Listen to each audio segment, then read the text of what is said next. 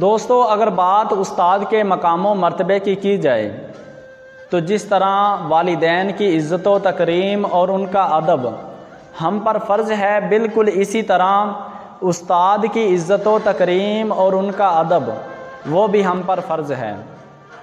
استاد وہ روشنی ہے جو اندھیروں کو اجالوں میں بدل دیتی ہے۔ استاد وہ پھول ہے جس کی خوشبو سے معاشرہ مہک اٹھتا ہے۔ استاد وہ راستہ ہے جو دوسروں کو منزل تک پہنچا دیتا ہے۔ دنیا میں شاید ہی ایسا کوئی انسان ہو جو یہ چاہتا ہو کہ دوسرا انسان مجھ سے زیادہ کامیاب ہو جائے، لیکن استاد ایک واحد ایسی شخصیت ہے کہ ہر استاد چاہتا ہے کہ میرا شاگرد مجھ سے زیادہ کامیاب ہو جائے۔ ایک دفعہ خلیفہ ہارون الرشید نے اپنے ایک بچے کو کسی مدرسے میں ایک استاد صاحب کے پاس داخل کروا دیا۔ بیٹا وہاں تعلیم حاصل کرتا رہا۔ ایک عرصہ گزرنے کے بعد خلیفہ ہارون الرشید کا گزر اس مدرسے کے سامنے سے ہوا۔ خلیفہ ہارون الرشید کیا دیکھتا ہے کہ خلیفہ کا بیٹا اپنے استاد کو وضو کروا رہا ہے۔ خلیفہ کے بیٹے نے لوٹا پکڑا ہوا ہے اور اس کے ساتھ پانی ڈالتا ہے اور اس کا استاد اس پانی کے ساتھ وضو کر رہا ہے۔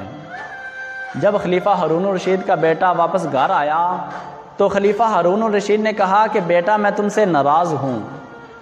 تو بیٹے نے کہا کہ ابا جان ایسی کیا غلطی ہوگی مجھ سے کہ آپ مجھ سے ناراض ہو گئے؟ تو خلیفہ ہارون الرشید نے کہا کہ میں نے تمہیں دیکھا تھا کہ تم اپنے استاد کو وضو کروا رہے تھے۔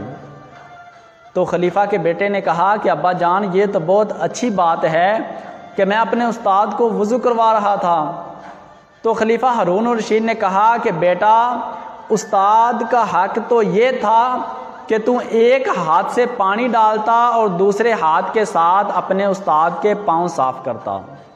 خلیفہ ہارون الرشید نے اپنے بیٹے سے کہا کہ تم ایک ہاتھ سے صرف پانی ڈال رہا تھا جبکہ دوسرا تمہارا ہاتھ خالی تھا۔